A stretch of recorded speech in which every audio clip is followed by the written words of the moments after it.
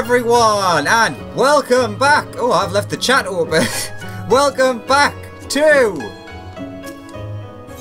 Ivalice, or the Ivalice raid. Starting with Uninvited. Oh god, how'd you say your name again? It's Lena Merlia. Appears to have been awaiting your arrival for quite some time. Alexander! Oh no, wait, it was the Corti voice. Alexander, where in the world have you been? Did you not receive Alma's summons? Principal Lexentile's research at the Aura site may have finally borne fruit. We must hurry to the Prima Vista before they embark on some grand perilous adventure without us. Da-da-da, da-da-da.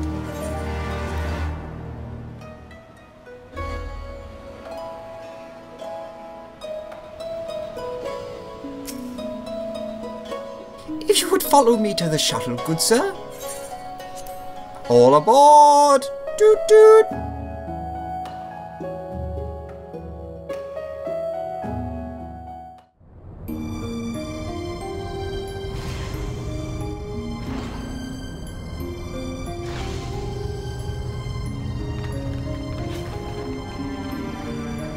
Hello.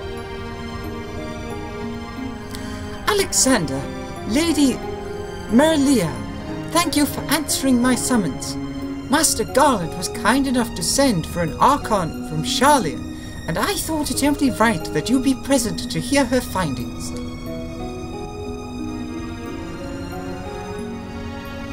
To be frank, summoning Makoto is more Yoshtola's idea. I simply came along to see what light she could shed on this mystery.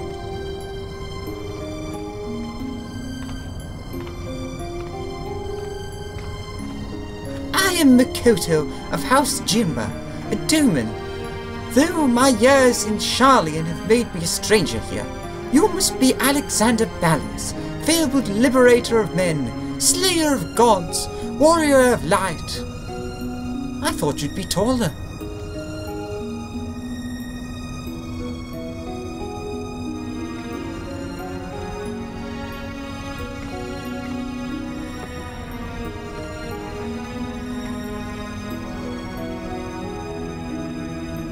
Let us speak of the crystal.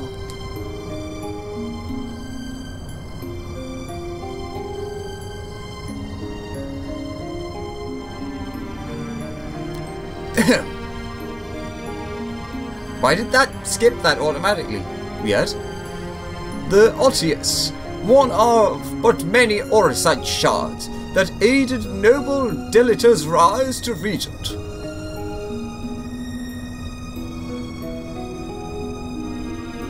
My apologies. The Otius is no ordinary crystal. Even discounting its obvious historical importance, the specimen is more than a simple manifestation of elementally aspected energies. It is rather an ethereal lodestone, whose facilitation of both the absorption and transmission of distinct frequency NRR type harmonic vibrations has been observed to promote ethereal amplification.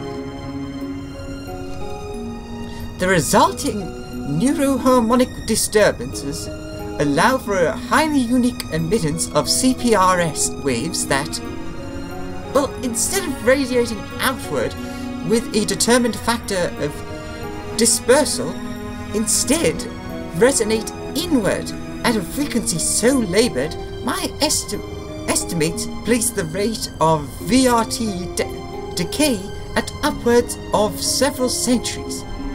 Though I must admit I lack sufficient variations to complete a truly comprehensive graphical assessment. While that explanation may elicit admiring nods from your professors at the Academy, it will earn you only blank looks here. Take a deep breath and try again, this time in a language those of us without the echo might comprehend.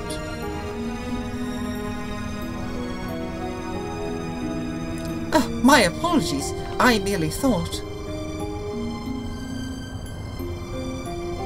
Apologies will see us no nearer to the answer. A simpler explanation will.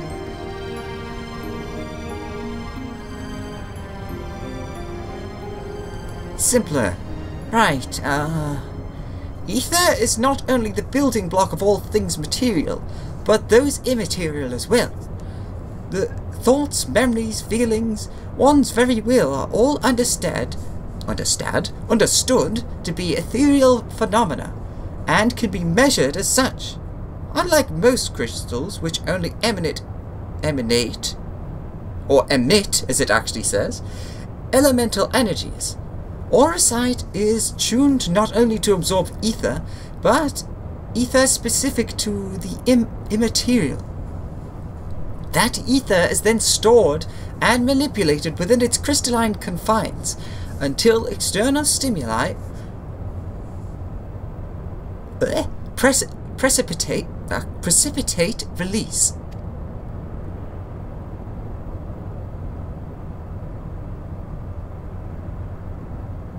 Try again.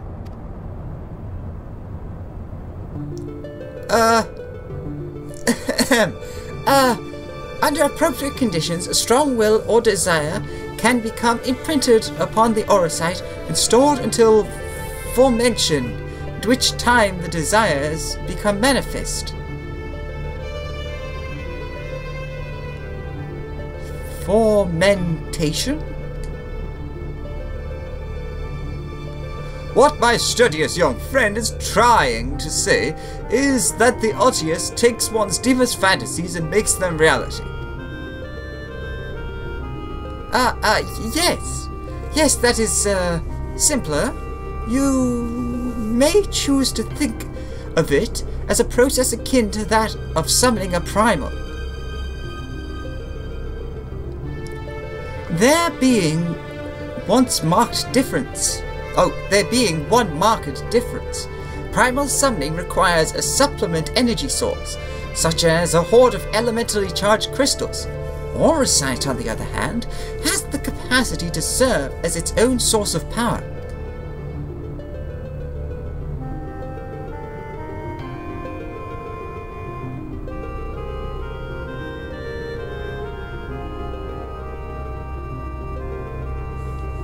We know from the Durai papers that Argoth was never king of Ivalice.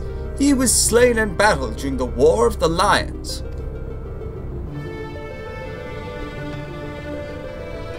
Yet the Argoth encountered during the recent expedition carried himself as if he had been crowned regent. I believe this was merely an Aurosite in his possession, making realizing his desires to rule. I am informed that he uttered the same words over and over for the duration of the confrontation which unfolded. If that is the case, it is possible that it was not actually Argoth who uttered them, but the Aurosite itself.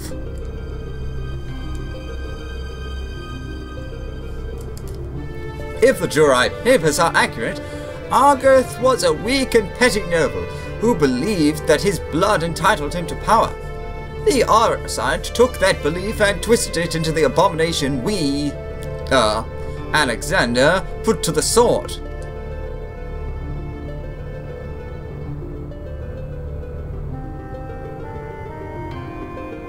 Then you are saying the crystal could prove a threat? The Aurosite, Alma, not necessarily. Ramses seemed to fare well enough. There is no record of the young regent being manipulated by the artifacts he gathered. In the hands of the just, the Aurosite should prove harmless, even beneficial.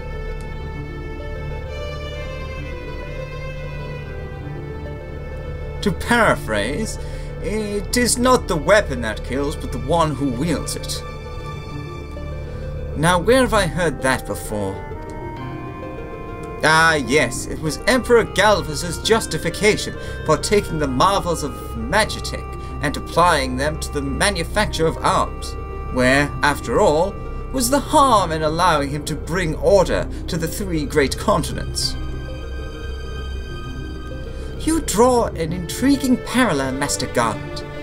The properties of these crystals are so singular, I do begin to wonder if they, like Magitech, are products of science and not nature.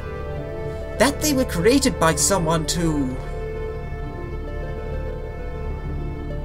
But who? What manner of person would ever be capable of such a feat?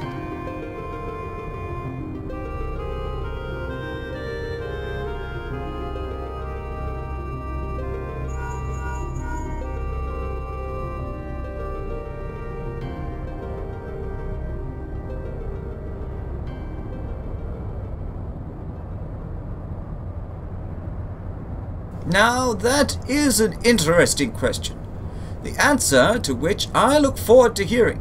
Regrettably, I have pressing matters to attend elsewhere. Fear not, however, Mikoto's insight will prove far more beneficial than anything I might accidentally contribute. Good day to you all. And where are you rushing off to?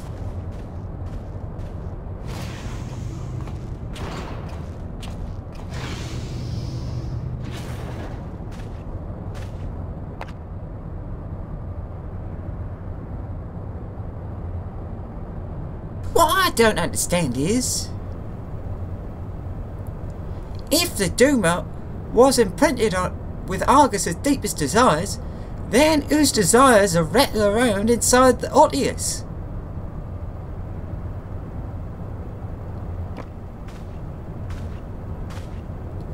I had the self-same question, and thus conducted a thorough inspection of the crystal upon my arrival. The results were inconclusive.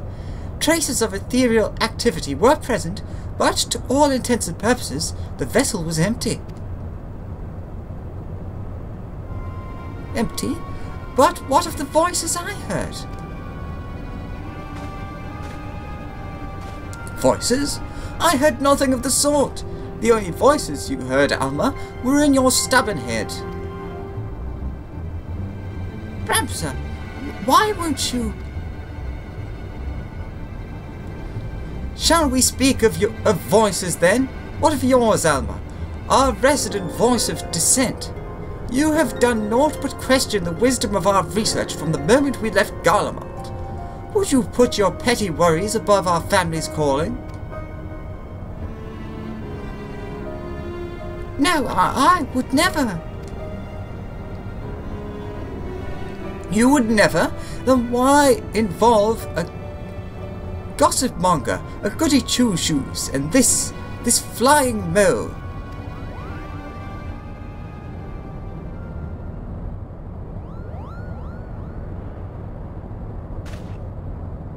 Please tell me you can see that. Ooh, it's got a white palm.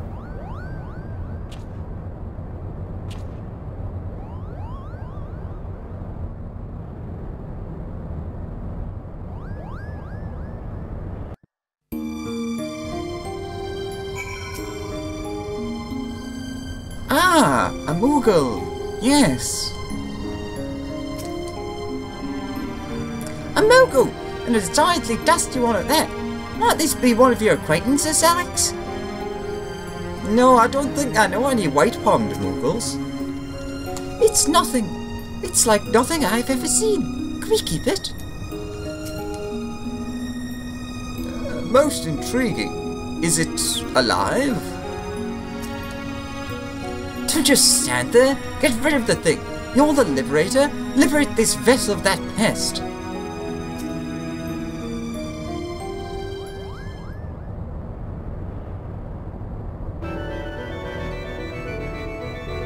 Ooh, new music. Am I interrupting? Oh, please do go on. My acceptance into your fine troops' ranks can wait until all have said their piece, Cabot. Guards, get this. Montblanc. My name's Montblanc. Denizen of Damascus deserts, secret thrills, adventure extraordinaire. But you can call me Montblanc, Cabot. Damascus has long been known as a melting pot for myriad cultures, where minor races such as the Sikh, the Banga and the Vera might live in relative harmony with Hur, Elazin and others. Yet there is no record of prominent Moogle population. Most likely because we are neither prominent nor populous. More people are nomadic by nature, ever drawn to the elusive frontier and the freedom she promises, Kupo. A Moogle? Of course I'm a Moogle, Kupo. You think the adorable wings and the fluffy palm would have given her away. Now, about my admission into the Majestic. I will allow no such thing. The Majestic is the Empire's premium theatre company. We will not sully its good name by granting refuge to a flattering ball of fur. And furthermore, how in the world did this abomination board the Prima Vista in the first place?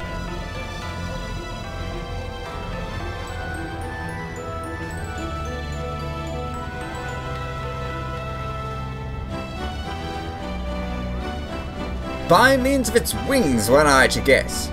As for his admission to our company, I do not seem to recall race, creed, or allegiance on my list of prerequisites. Do you? No, Father. Very well then. Mont Blanc, what is it that calls you to the stage? Our stage.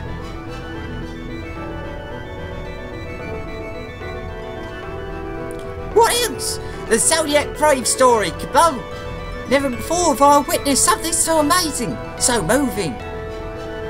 Sitting, well, technically hovering, there in the audience as the story unfolded around me. I knew I was witnessing something special, something positively transcendental. Kupo, it was then that I realised I either had to be part of it or go to my grave, a bitter and broken Moogle.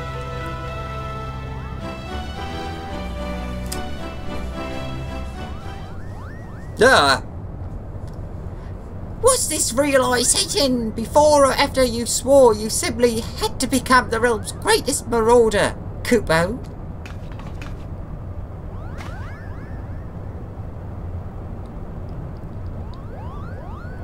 Herdy, how did you?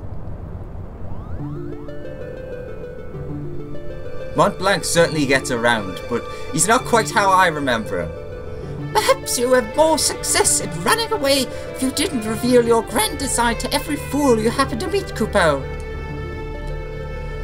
Was it not but 20 nights ago you took up the axe, Kupo? Now, here you are professing your passion for the stage before carving even a single notch into your haft. Do you not remember? To he who churns the butter goes the sweetest bread. But how is one to savour his said butter bread if his head is in the belly of a fearsome beast? You accused me of giving up when I merely came to the realisation that continuing would end in failure. Only through a change of course can I reach my final destination, Kupo. And that destination is what? Mama? Are you sure it's not Geomancer? Or for goodness sake, another mention of the Geomancer?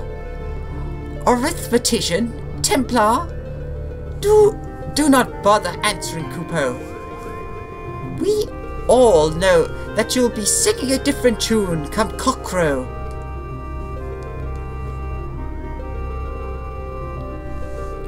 That is where you're mistaken, Herdy. I was designed to be a thespian. I can feel it in my fur. The role of Dilliter was made for me.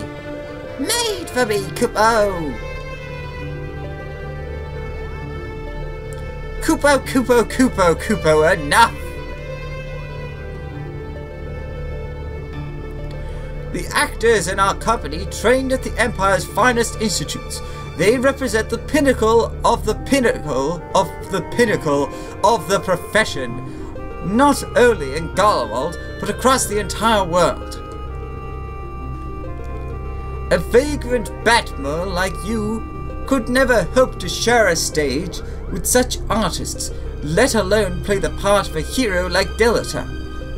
You yourself admitted you were too craven to face a solitary beast. How do you imagine you would fare against a pack of theatre critics? Any troop would need proof of valor before it could even consider.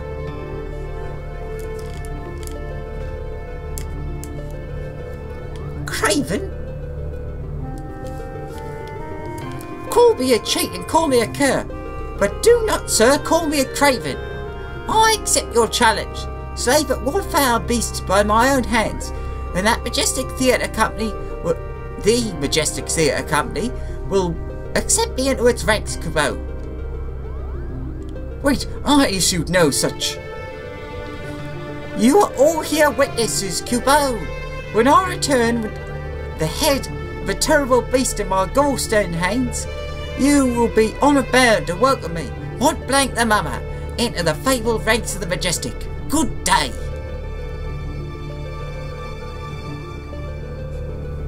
Oh, wonderful. What do we do now? What do? We do nothing. If that Batbull wishes to throw himself on the horns of a stampeding zoo, I will not stand in his way. I believe the proper term of degradation is Melbat, and I should warn you, Moogles do not take kindly to those who use it. Why must you always put yourself above others, brother? Did you learn nothing of Argathus's wretched example? Montblanc would never have set foot on this fool's errand had you not made this challenge. If anything befalls my brother, his blood will be on your hands. Alexander, you are the only one among us capable of locating Montblanc and preventing disaster. On behalf of my brother, I beg your assistance. Sure.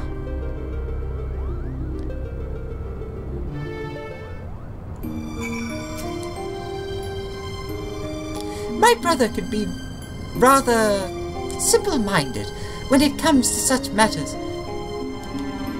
Thinking to impress the warrior of light and his companions, Montblanc would surely choose the scene of your recent exploits to prove his worth, meaning Rabanastre, if I'm not mistaken. Pardon my language, but that Ramsar really is an incurable little prick. Is he not? How dare he speak to his sister and the Mogul in that matter? I couldn't decide which was worse. The things he said, or the way that principal sat back and let him say them. But I think it's none of our concern. For now, let us concentrate on the task at hand, finding that Mogul before he does something we'll all regret. What say we start nearby? Here too, perhaps?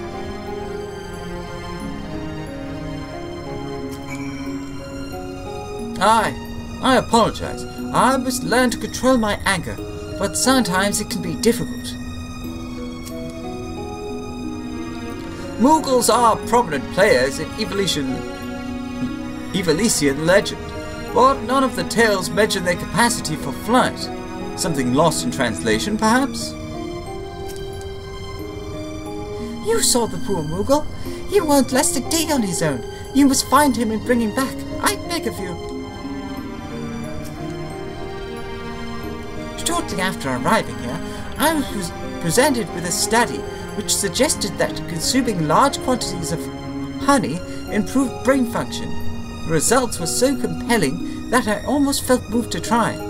Until, that is, I saw the work that had been commissioned by one of Eorzea's foremost confectioners. It made me long to return to Charlia. Forgive me, was there aught else you wished to ask? Nah, let's go and save a Moogle.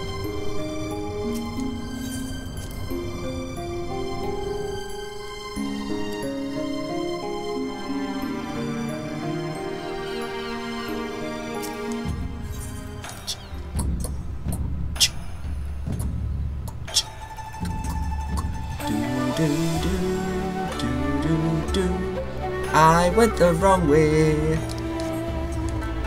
Wrong thing. Alright.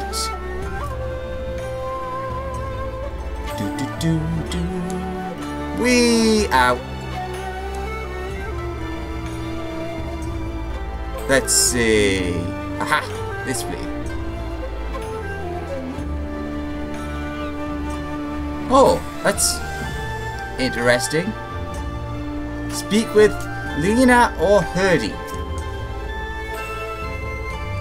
The Fountain Porter tells us that he set a travelling blacksmith away to Yangshan, not a bell past. And why would that be of interest to us, you ask? Because said peddler of iron and steel was seen to be carrying a bag stuffed to the brim with, and I quote, albino mole fur and purple bat wings. Mont Blanc! Not that we look like that, Cabal. The quickest route into Dalmasca is via the One River and its western tributaries. If Mont Blanc is bound for Ravenastre, he will seek passage from the Glittering Basin.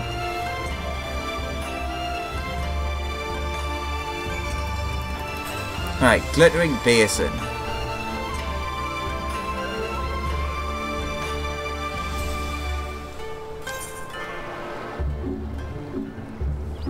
Let's get rid of you. It's in Yangshai. So we want to go to Namai. Well, I thought travelling here would save us time. It didn't. Ba-da-da-da-da.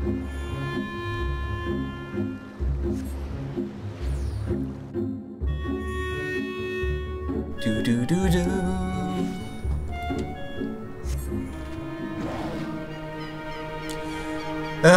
Time for the long fly over here again. This patch seems to be full of flying from Yangshai to the southwestern area.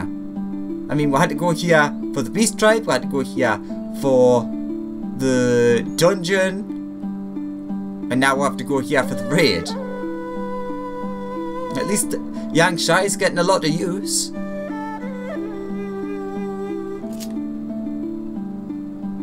Do-do-do. Ba-ba-da-da-da.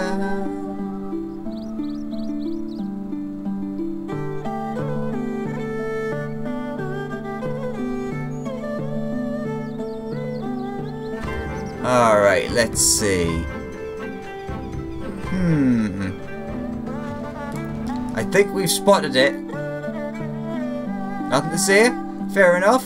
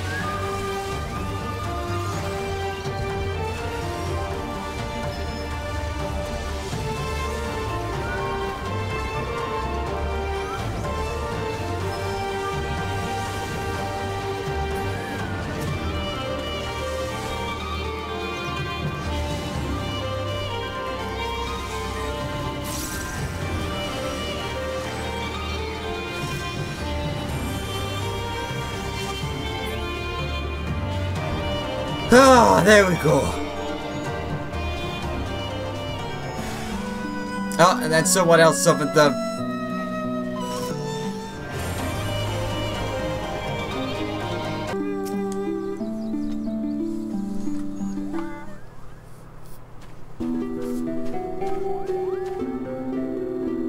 Mont Blanc, what were you thinking? Have you any idea what you put your brother through? He's been worried sick. Both Hurdy and Ramser were right all along. I am a failure, a flop, a flailing, flapping, foppish failure. Kubo, How can I play the part of a hero if I cannot even ruffle the feathers of a single measly bird? The audience would see right through me like a spineless jellyfish I am. Now wait, Mont Blanc. Not everyone can be a hero. Not even most heroes. Yes, the bard's singing the man who deals the final blow, but what of his cadre of loyal companions? Do you think Delator united Ivalice on his own? Do you think Alexander here was alone when he liberated Alamego? You're never alone on the battlefield. Not all wars are won on the front lines. Yeah, not all wars are won on the front lines.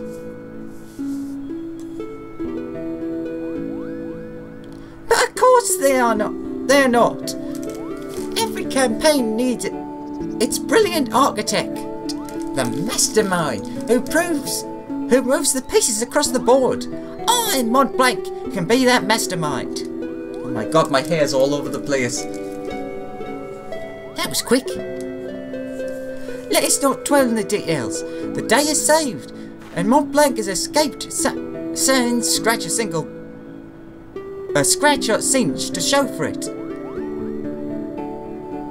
We should return to the Prima Vista before our luck runs out.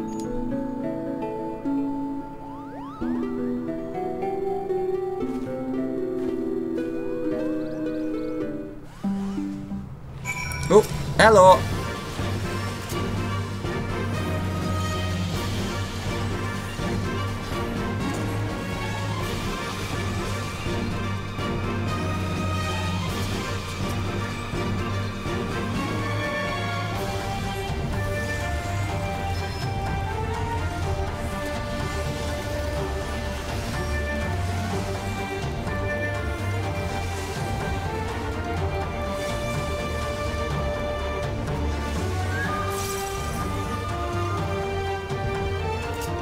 There you go. Easy peasy.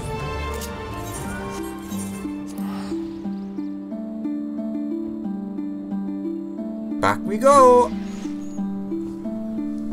So I'm kind of sad that I missed that on the day it came out, because I've seen that that was utter chaos on the actual patch day.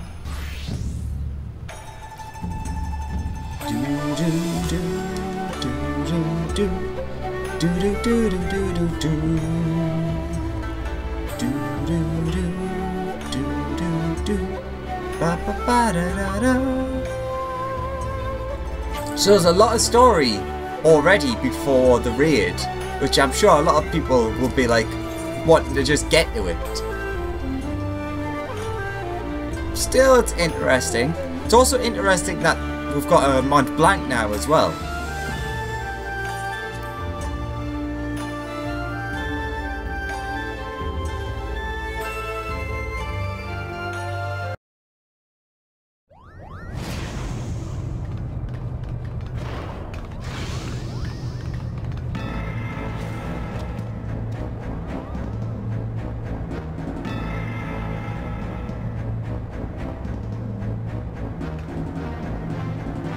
Please! This ship is a place of peace!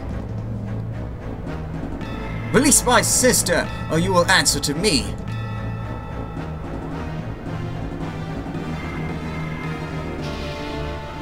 When the cat's away! Put that damned old thing down, Ramza. You're not helping matters.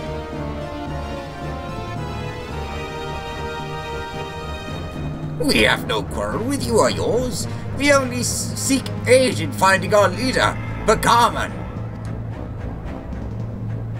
Bagarman? You seek our help? You who threatened to kill my father, who stole his work and made fools of us all? Never!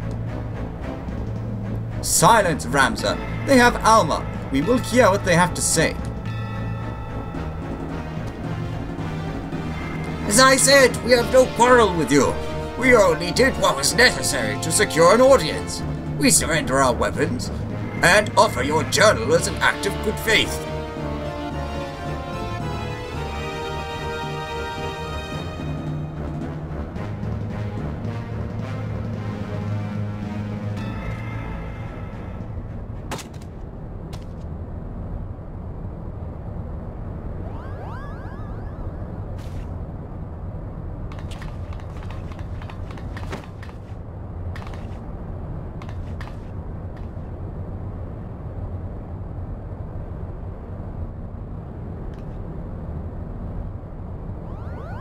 Fair enough. This is all rather a lot to digest, but your claims do coincide with what we have learned about the aura site.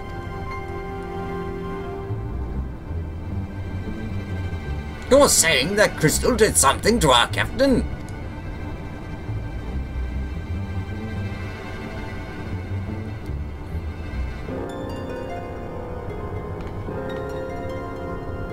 After being emptied of Argath's will, I can never say his name, Argath's will, the Jew must sought that of another to sate its appetite for ether.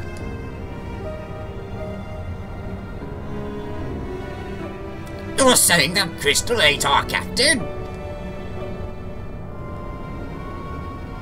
Not his body, no. Only his soul.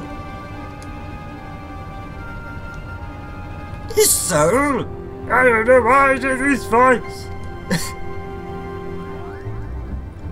Tell me, what in your opinion was your leader's deepest desire?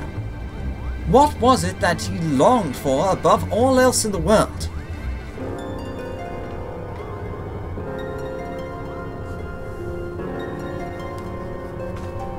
Why waste your breath reasoning with these lizards? They showed themselves for the beasts they are, and when they put they showed themselves for the beasts they are when they put a knife to your throat. Lizards, that's incredibly racist for the Agana.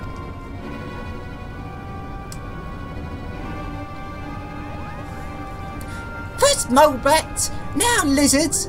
This one's tongue is pure poison.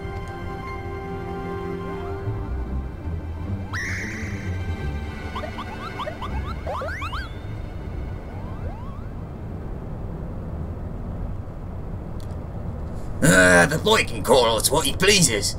For our past failings, we deserve no better. Your failings? 30 summers have come and gone. Yet not a night goes by that I do not wake in sweat at the memory. We were Fusiliers in the Dalmasca army, stationed in the royal stronghold at Nalbina.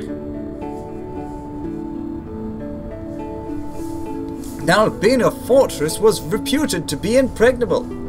Its fall to the 4th Legion, proved a turning point in the Imperial campaign, dealing a crushing blow to Dalmasca morale, and ultimately marking the beginning of the kingdom's end.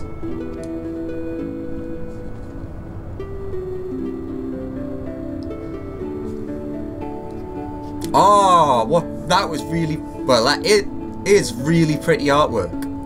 Also, I've got the hiccups. But Garmin was our captain, and once it was clear the day would not be ours, Prince Razia, commander of the garrison at Nalbina, tasked him with one final mission. Our unit was to escort His Highness's twin sister, the Princess Ashalia, away from the fortress and thence to safety. But things did not go as planned.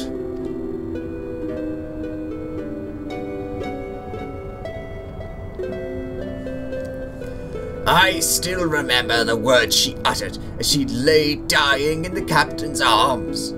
But a stone's throw from where the Garam's Seath waterway drains into the sea.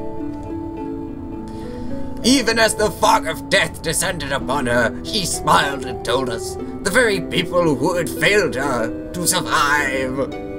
For as long as even a single Dalmascan stood, our nation would never truly perish.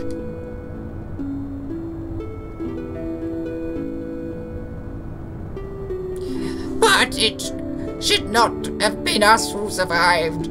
By failing to protect our charge, we betrayed the princess and her memory, and brought shame upon our race. So yes, we are naught but cold-blooded lizards, deserving of what scorn you deign to heap on us.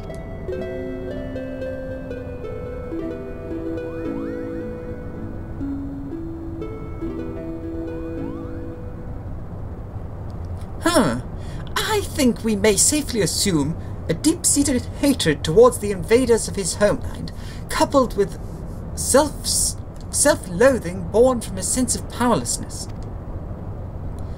The darkness that lurks in the heart of Bergaman is little different from that which drove Argath, the self-same emotion that were to nourish the Duma.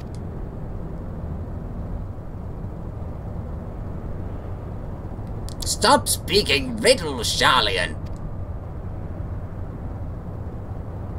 She's saying your brave captain will eventually turn into a monster, or rather more of one.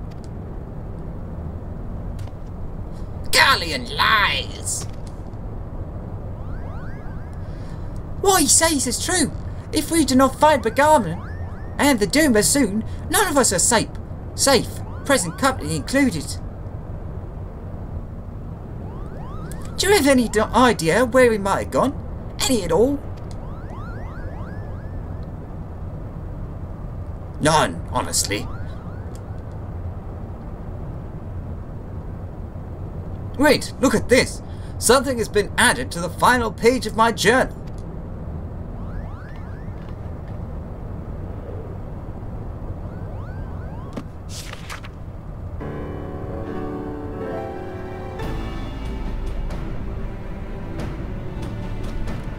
Then the captain must have put it there.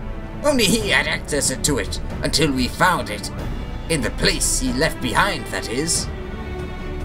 In the pack. Wait. Oh, in the pack. Okay, I'm an idiot. Is this Dalmascan? Indeed, it says Ridorana. The lighthouse? Why would he write that? And in the old man's journal, no less. Their voices change like every time I talk for them. There is a place on the Valnard Sea, far to the south of Ravenastre, where the ocean tumbles into a gaping maw, more than a mile across, the Ridorana Cataract.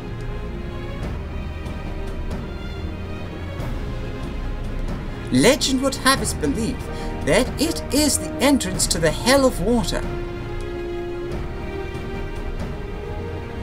Many a scholar seeking to prove otherwise has descended into the chasm, some even by airship, but not a one has returned.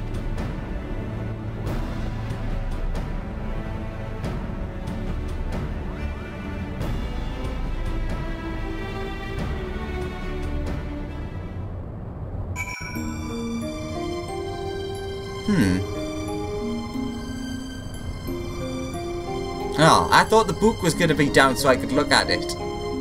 Apparently not. We Banga live long. Any other race would think it a blessing. But to me and mine it is a curse. More summers mean more suffering. It is all true. My brothers and I were fusiliers to the royal family. And Bergaman was our captain. We only laid down our flintlock once we realized our failure. Ever since laying hands on the Duma, Bergaman has acted strangely. He began speaking to the stone, as if it were Prince Razir himself. At first, my brother and I thought it was in jest, but he continued long after he thought us all a bet. Ridorana? If it weren't to me, we'd never go near that place. You see, we desert Mughals are not, how would you say, in our element around water. All right, we cannot swim. Sick like sledgehammers we do, Capo. Do I know a Ridorana? Of course I know a Ridorana. Now, have I been there? No. Why not say that I have, Capo?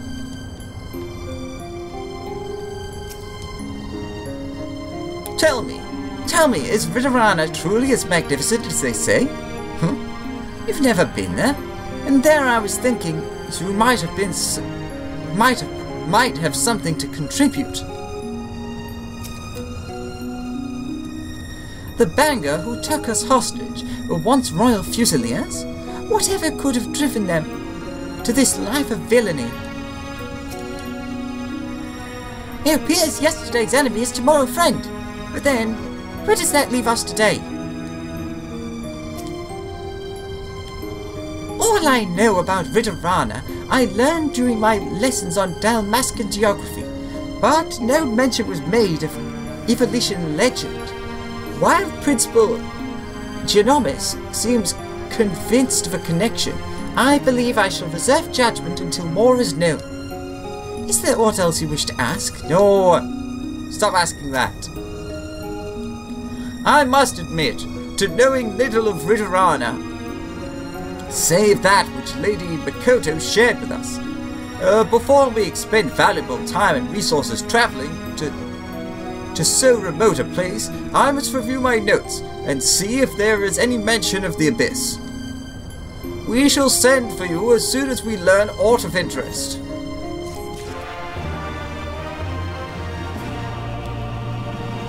Alright. My power, my pleasure, my pain. Okay, well, since I know that was long, I'll be splitting each of these up into separate quests. So, thank you very much for watching, hope you enjoyed, and I'll catch you next time for I don't know what. Bye bye!